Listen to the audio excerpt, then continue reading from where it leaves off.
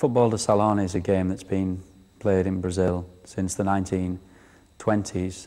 It's a five-a-side game played on a court, pretty much like a basketball court, 25 to 30 metres by 15 to 17 metres in width. But rather than the court, the biggest difference is the ball. The ball's only a size 2, so considerably smaller than a conventional football. And the bladder of the ball is filled with foam as well as air, which means that it doesn't bounce. So this has a marked difference when you're actually playing the game in that environment.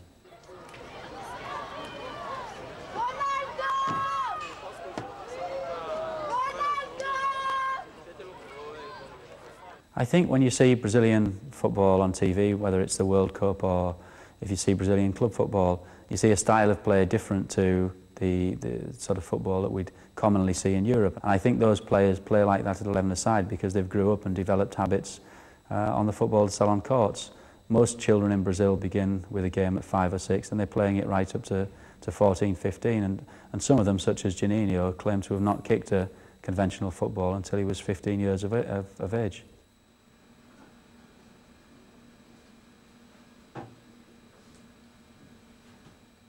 In 1995, Juninho, the Brazilian player, came over to Middlesbrough, and like other Middlesbrough fans, I was delighted and enchanted by his skills. Luckily for me, him and I got to know one another, and he started talking to me about Futebol de Salao, and I'd not heard of it, and he explained to me that it was a game that he played in Brazil from 5-year-old, learned his football through Futebol de Salao. We began with the kids in school, and in 2-3 weeks I could see big differences in the kids in terms of their confidence, and that prompted me to go out to Brazil, look at the game there. I spent 2 months, met with people like Pele, Zico and Rivelino, who also put their success primarily down to having played Futebol de Salao as a child.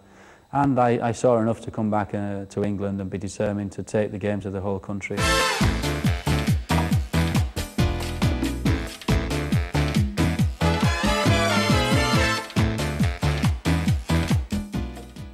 It helps your skills, because you can't just shoot all the time, you've got to pass it around, because the ball's heavier, so you can't shoot a lot and you've got to pass it around.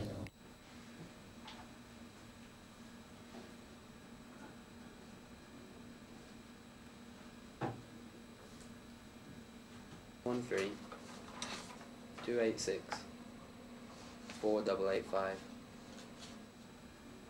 We struggle in those areas to find players who have those skills. And I think it's important to the future success of the English game that we find players who can open a defence with a telling pass, who can dribble and beat men and take them out of the game. Through Futebol de Salao, I think we're going to get them players. And so, you know, if in 5, 10, 20 years' time England wins the World Cup, I'd be fairly certain and secure in the knowledge that me in bringing the game here had played a part in that. And I think it's of great significance to the future of football here.